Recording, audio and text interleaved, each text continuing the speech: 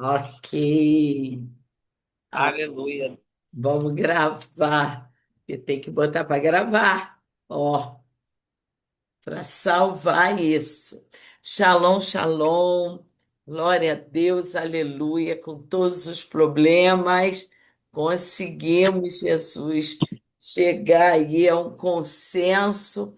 Se não der para falar os quatro pilares de onde o Senhor nos tirou, nós vamos entender todo o processo e vamos. O importante é que a gente venha ter um entendimento de onde o Senhor nos tirou para crescimento do conhecimento da obra de Deus sobre a nossa vida.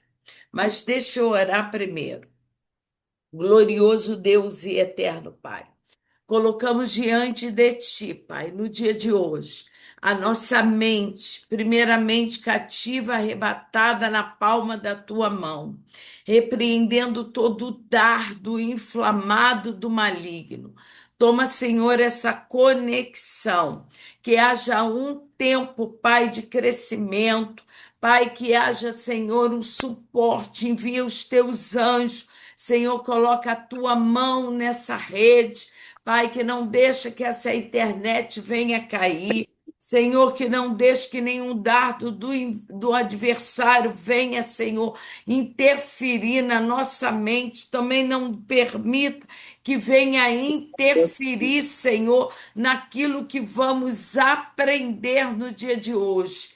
Toma, Senhor, toda a nossa É, Deus. conexão do alto céu e também aquilo que tu tens separado para entendimento, para avivamento, para conhecimento e para manifestação da tua glória.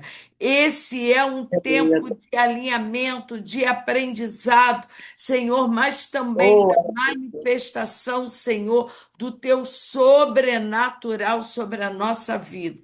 Por glória isso, Pai, nos colocamos agora diante de Ti, blindados e separados, Senhor, porque Tu tem colocado uma milícia de anjos ao nosso redor.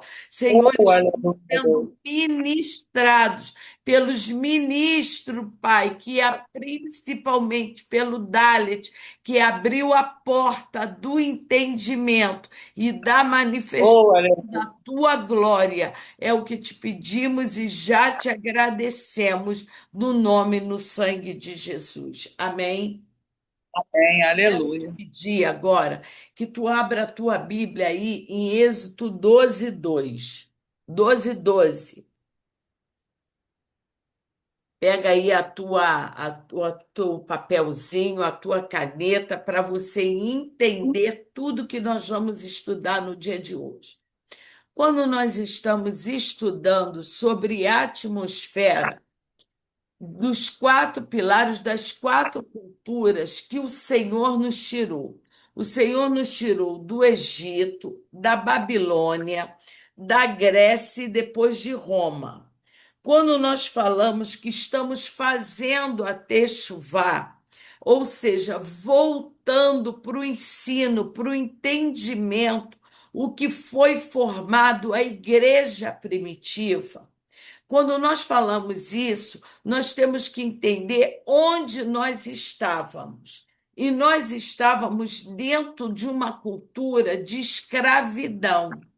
E essa escravidão começa lá em Êxodo 12, 12, onde o Senhor fala assim: porque naquela noite passarei pela terra do Egito e ferirei a terra do Egito e todos os primogênitos, desde os homens até os animais. Executarei juízo sobre os deuses do Egito. Eu sou o Senhor. O que que acontecia? Havia uma atmosfera dentro da cultura egípcia de escravidão. Nós éramos tratados como escravos. Essa cultura, por mais que você não entenda ou entenda que éramos assim, nós não tínhamos direito a casa, nós não tínhamos direito à escolha.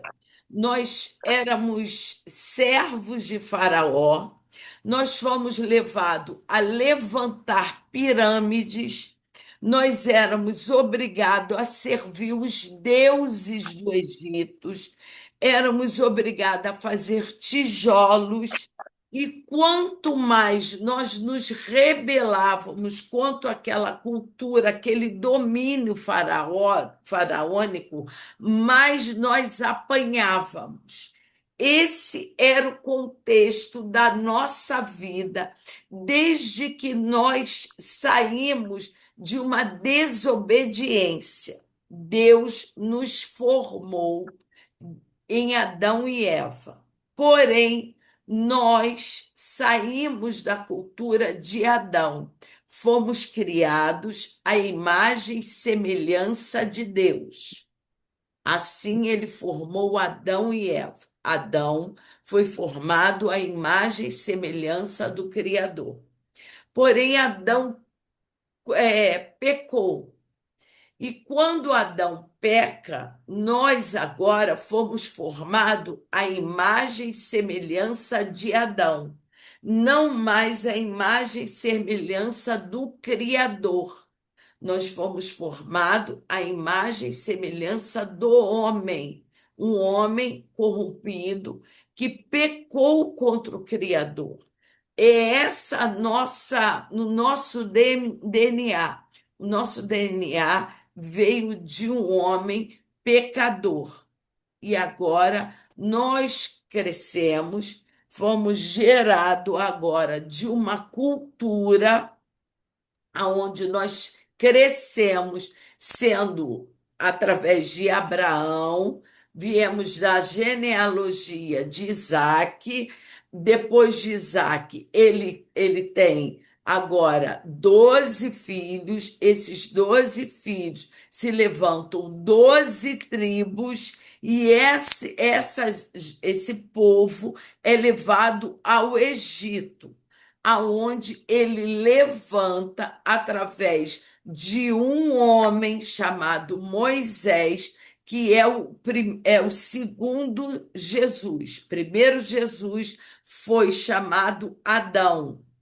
Segundo Jesus é o libertador, Moisés. Isso tipificando. E agora Moisés tem que tirar esse povo do Egito.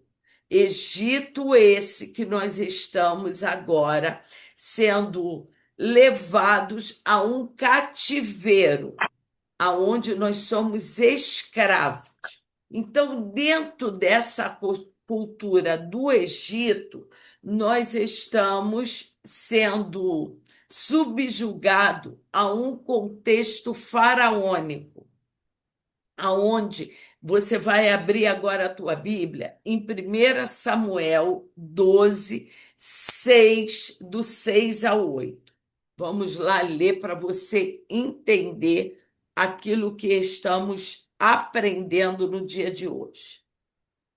A palavra de Deus fala assim, em 1 Samuel.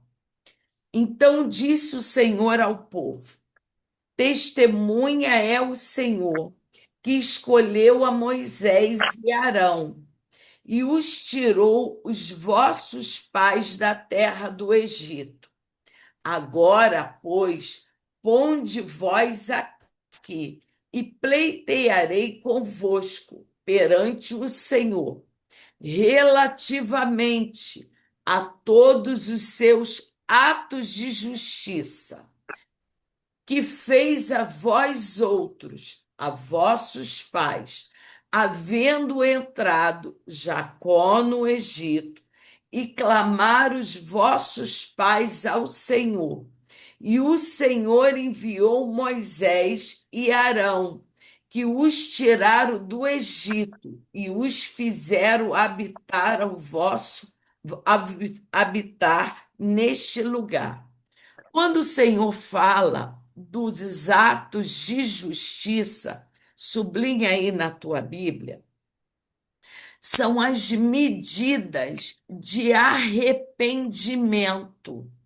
Quando você entende que esses atos de justiça são medidas que você vai levantar diante de Deus, essas medidas vai diminuir as taxas de iniquidade que foram levantadas na sua geração. Quanto mais nós nos arrependemos, por isso que nós levantamos orações de arrependimento, confessando os nossos pecados e dos nossos antepassados, levantando medidas para que esses atos venham diminuir os cálices de iniquidade que foram levantados pela nossa geração. E nós levantando esses atos de justiça. Às vezes você vai levantar um ato de justiça numa oferta de tzedakah, que é no Shabat. Você vai levantar, às vezes, uma oferta de R$ 1. Você vai, às vezes, levantar um ato de justiça, dando um alimento a uma pessoa na rua, fazendo uma caridade, dando uma roupa. Isso é um ato de justiça. Você vai apresentar aquela oferta, levantando uma memória. Essa memória vai levantar diante do Senhor e abater aquela iniquidade que os teus antepassados têm como uma memória diante do tribunal do Senhor, tirando aquele pecado, toda acusação que Satanás tem contra você. Então, esse ato de justiça vai levantar uma memória diante do Senhor. Aí você vai me perguntar: quando eu posso fazer um ato de justiça? Fazemos sempre de sexta para sábado, que é o Shabat, ou nas festas. Depois nós vamos aprender o que é o memorial que levantamos nas festas, mas os atos de justiça fazemos em arrependimento. Levantamos os memoriais que vai abater todo o pecado, a iniquidade. Quando Davi fala assim, em pecado, eu sei que eu fui concebido. Em pecado, fui concebido. Os meus pecados, os meus pais pecaram. E agora eu levanto em arrependimento. Por quê? Porque Davi sabe que ele foi concebido em pecado. E agora ele levanta em arrependimento. E é esse arrependimento que são os atos de justiça que vai diminuir o cálice de iniquidade e vai levantar agora esse cálice diante do Senhor vamos dizer, um memorial diante de Deus. É uma memória que vai falar no teu livro de memória. Nem sempre a memória é valor financeiro. Às vezes a memória é um ato de caridade que você vai fazer. Isso vai contar diante de Deus. Vamos continuar. Aí a gente vai entender que o sistema do Egito era um sistema absoluto. Faraó era visto como um deus, ele era adorado como um deus. A autoridade total era de Faraó. Então o povo não tinha voz. Somente Faraó tinha voz. Ninguém podia questionar as ordens de Faraó. O controle total era de Faraó na vida. Nós éramos escravos. O sistema de escravidão era total. Em Êxodo, abre aí em Êxodo, novamente agora, Êxodo 1, que ele vai falar do 8 até o 14, nós vamos ler para você entender. Eu vou lendo enquanto você abre a tua Bíblia e marca aí. Entrementemente se levantou um novo rei do Egito, que não conhecera José. E ele disse ao povo: Eis que o povo dos filhos de Israel é mais numeroso e mais forte que nós. Eia, usemos de astúcia para com ele, para que não se multiplique e que seja, caso que vindo a guerra, ele se ajunte com os nossos inimigos e peleje contra nós e saia da terra. Eis que os egípcios puseram sobre eles feitores de obras, para que aflige com suas cargas, e os israelitas edifiquem a Faraó as cidades celeiros, Pitom e Ramassés. Mas quando mais os afligiam, mais se multiplicavam, quanto mais se espalhavam, de maneira que se inquietavam por causa dos filhos de Israel. Então os egípcios, com a tirania, faziam servir os filhos de Israel e lhe se fizeram amargar a vida dura de servidão, em barro, em tijolos, com todo o trabalho do campo, com todo o serviço, com toda a tirania. Ou seja, quanto mais Faraó nos oprimia dentro do Egito, mais nós crescíamos, porque o propósito de Deus na nossa vida era nos fazer forte em meio à luta. Quanto mais o diabo se levanta contra a tua vida, tentando te abater, mais o Senhor te forja o teu caráter em meio à luta.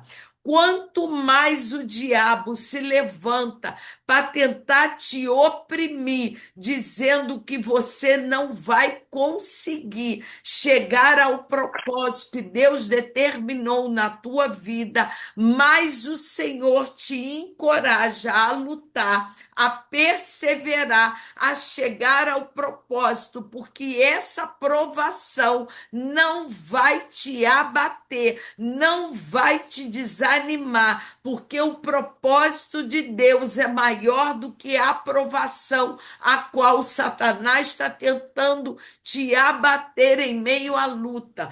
Isso já veio desde os tempos do povo no Egito, mas para isso o Senhor levantou Moisés para nos tirar do tempo da aflição, para mostrar a Faraó que ninguém vai oprimir o povo que o Senhor separou. É isso que o Senhor está mostrando.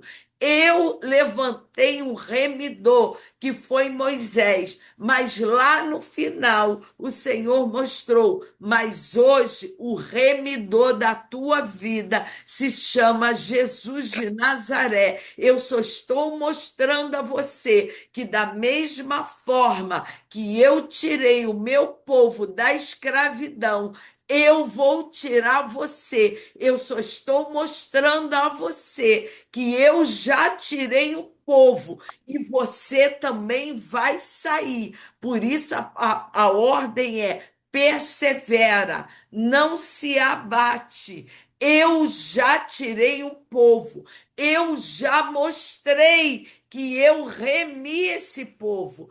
Contigo não vai ser diferente. Eu só estou abrindo a tua mente e trazendo entendimento, que é só um tempo de maturidade, mas você vai sair desse lugar e vai vivenciar a promessa. O sistema do Egito era sistema econômico, riqueza concentrada na mão do governo. Não estamos vendo nada diferente no Brasil. O povo trabalhava e não prosperava. A dependência total de um sistema. O sistema de controle mental, ou seja, eu vou te subjugar a tua mente, aonde você não vai conseguir prosperar, aonde você não vai ver o teu plano e o teu projeto, a promessa de Deus cumprida na tua vida. Em Números, abra agora, em Números 11, de 1 até o 4. Números 11, vamos lá. Por isso, Deus está nos levando a entender a palavra. Aqui não é eu falar, é você entender que está tudo aqui escrito. Vamos lá. Número 11. O povo murmurava por causa do sofrimento. Depois o povo tornou-se queixoso e falando o que era maus aos ouvidos do Senhor. E quando o Senhor ouviu, acendeu-se a sua ira, e o fogo do Senhor interrompeu-se entre eles e o devorou às extremidades do arraial. Então o povo clamou a Moisés, e Moisés orou ao Senhor, e o fogo se apagou, pelo que chamou aquele lugar de Tábera, porquanto o fogo do Senhor acendera entre eles. Ora, o fogo que estava no meio deles veio um grande despojo, pelo que os filhos de Israel também tornaram a chorar e disseram: quem nos dera carne a comer? Deus tinha tirado o povo do Egito, agora o povo está caminhando fora das garras de Faraó, e agora o povo começa a murmurar. Essa palavra murmuração é chamada Lashon Hará. E por várias vezes ela acontece no meio do povo. Aconteceu a primeira vez quando o povo começa a murmurar. Moisés, tu nos trouxeste para cá, nós saímos lá do deserto, nós saímos das garras de Faraó, e tu nos trouxeste para morrer no deserto. E se morrermos aqui, aonde seremos enterrados? Nós não temos nenhum cemitério aqui. Para que que tu nos tirou de lá? Nós vamos ficar aonde? Moisés, tu nos tiraste de lá. Lá nós tínhamos a cebola, os pepinos, e agora nós não temos nem isso a comer. E aí o Senhor manda as coisas, ele manda o pão que era pela madrugada, o Senhor permitia que caísse, era tipo era um orvalho que eles pegavam aquele orvalho e fazia o pão. E a cordonize, eles pegavam o alimento que era o suficiente para aquele dia. Mesmo assim, o povo murmurava. E essa murmuração é chamada de Lashon Hará. É quando o Senhor não abre totalmente a bica, mas ele não deixa faltar o alimento. Ele não te dá provisão para o dinheiro todo, mas ele te dá o suficiente para pagar a tua despesa. mas mesmo assim você murmura as coisas de Deus. O povo estava assim. Havia o alimento diário e eles só podiam pegar o alimento na sexta-feira, que era o suficiente da sexta e do sábado, porque o sábado eles não poderiam pegar a porção, porque o sábado é declarado tempo do descanso. Mas o povo murmurava contra Deus. E o Senhor estava falando para o povo. Por que a murmuração? Por que que vocês se levantam contra mim? Se eu providencio o alimento que é a cordonice, agora eu providencio esse grão que vocês vão fazer o pão. E agora vocês estão dizendo que esse alimento não tem gosto. E Miriam, que era chamada profeta, se levanta contra Moisés e fala: Por que, Moisés, tu falaste que nós não poderíamos casar com ninguém fora do arraial, e tu pegou a filha de Jetro, essa mulher que não é do meio do nosso povo, e agora tu casa com essa mulher, e o povo não pôde andar, porque Miriam foi ferida de lepra. Quando nós nos levantamos contra aquele que o Senhor levantou como líder, o Senhor nos fere, porque o líder, ele tem uma palavra de Deus. Se o teu líder está errado, você tem direito de dobrar o teu joelho e ir até o Senhor. O véu foi rasgado. Vai até o Senhor e fala: Senhor, por que que o meu líder está fazendo isso, isso e isso comigo? Não fale para o teu amigo, não fale para o teu irmão, não questione com ninguém. Vá até o Senhor e fale com Deus. Senhor, ele está me afrontando, ele está me humilhando, ele está me defraudando, ele está me ferindo. Fala com ele, Jesus. Eu sou tua filha, ele é teu filho também. Fala com ele, mas não permita que ele venha me ferir. Isso é direito teu. Mas não fale mal do teu líder para o vizinho, para o amigo, não levante Lachon Hará, vá direto para Deus. Miriam levanta Lachon Hará questionando Moisés, e ela é ferida de lepra, mas ela não foi até o Senhor. Ela fez um questionamento no meio do arraial. E eu estou te ensinando, se tem algo em você que está te incomodando, vai até o Senhor. Fale direto com Deus, que o Senhor vai falar com você. É Ele que vai falar. Ele vai tratar com o teu líder, sem trazer nenhum questionamento. E nesse caso, o povo se levanta trazendo um questionamento. E isso fere o coração de Deus, porque o povo começa a murmurar diante de Deus. O Senhor agora começa a tratar com o povo por causa da idolatria. Havia ali as 10 pragas do Egito.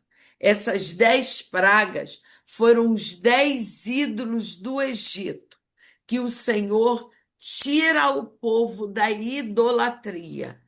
Essas 10 pragas foram os 10 ídolos que o Senhor manda as 10 pragas, confrontando os 10 ídolos do Egito. Os 10 ídolos eram o deus de sangue, chamado Osíris, Equete, que era a deusa de Rã, Gebe, que era a praga dos piolhos, era a praga das moscas, era a praga das pestes dos animais, Atá, Shemete, que era a praga dos animais, Nut, que era a praga das úlceras, Semete, que era a praga de granizo, a praga dos gafanhotos, a praga das trevas e a morte dos primogênitos, que vem através do resgate do Cordeiro. O Senhor nos tira agora da morte dos primogênitos, através do sacrifício que é a Páscoa. A Páscoa tipifica Jesus nos tirando do Egito. Ele é o Cordeiro. E nós, quando fazemos o Pessá, que é a Páscoa, nós trazemos essa memória. Comemos a erva amarga, molhamos a erva amarga na água com sal para lembrar que nós saímos do Egito, a lágrima que trouxemos do Egito. Quando nós colocamos no pão a maçã amassada com mel, lembramos que fazíamos tijolos no Egito, como quando nós trouxemos ali a salsa molhada no sal e junto com o agrião, lembramos que éramos escravos e colocamos essa salsa junto com o agrião. Então, nós apanhamos e colocamos aquele feno, que era o mato, que era isso que fazíamos os tijolos. Então, era um tempo de sofrimento. Quando nós comemos aquela asinha, lembramos que nenhum osso do Senhor foi quebrado. E é por isso que a morte dele tipifica a vida de Cristo em nós. Quando nós bebemos os 4 cálices do sangue de Jesus, que é o suco de uva, tipificamos a redenção, a libertação, o tempo de consolação e o cálice de vida através do sangue de Jesus, que ele nos resgatou. Isso é o Pessá, essa é a Páscoa de Cristo, é a vida de Cristo em nós, é o corpo dele no meu corpo, no teu corpo, é a vida de Cristo, são os 4 cálices que hoje me dá vida e te dá vida. Esse é o significado da Páscoa. Aquele coelho, nós abolimos que isso é Ísis, é a praga, trazendo a árvore de Acerá, trazendo a memória daquele simbolismo da Acerá. Quem foi Acerá? Ela tipifica a serpente do Éden. E também a árvore do Natal, aquela árvore de Natal, que é a árvore que é a árvore da vida, que o Senhor colocou no Éden, aonde a serpente se envolveu ali. Essa é a Será. É a árvore que fala em Isaías, que as mulheres choravam aos pés de Acerá. Ou seja, eu tiro a memória de Cristo e choro aos pés de um ídolo, tirando a referência, o sangue de Jesus naquela cruz, e trago para dentro da verdade que é Cristo, trazendo essa memória e tirando a verdade, o corpo de Cristo, e anulando o sacrifício de Cristo na cruz. Então, o que, que é o sistema do Egito?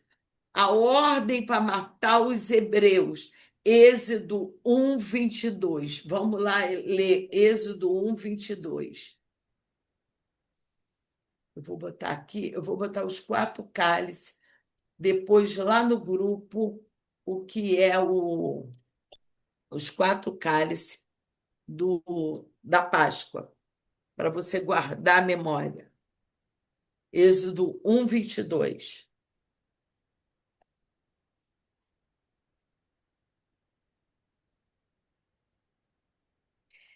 Então ordenou o Faraó que todo o povo, dizendo: a todos os filhos que nasceram, lançareis no rio, mas todas as filhas guardareis com vida.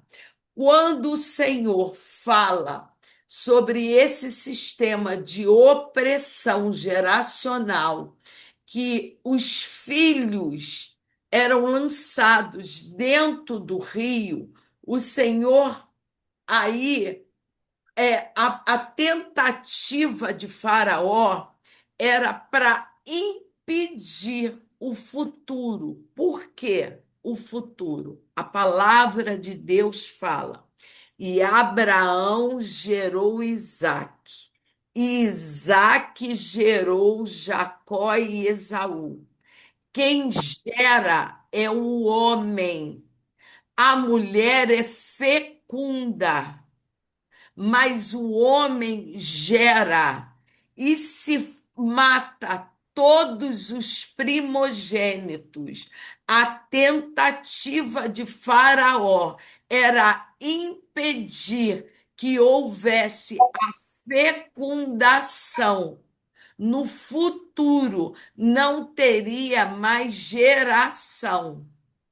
Era isso o propósito de Satanás. Eu não quero mais geração eleita, sacerdócio santo. O Egito não era só opressão, o Egito queria parar, não ia mais ter promessa de Deus a cumprir na minha e na tua vida. Então, a revelação espiritual do Egito era escravidão, prisão emocional e espiritual, dependência de um sistema, vida sem propósito e sistema que explora e não liberaria. Jeremias 43, do 11 até o 12, ele fala assim: virá e ferirá a terra do Egito. Quem é para a morte, é para a morte. Quem é para cativeiro, é para cativeiro. Quem é para a espada, é para a espada. Quem é para a casa dos deuses do Egito.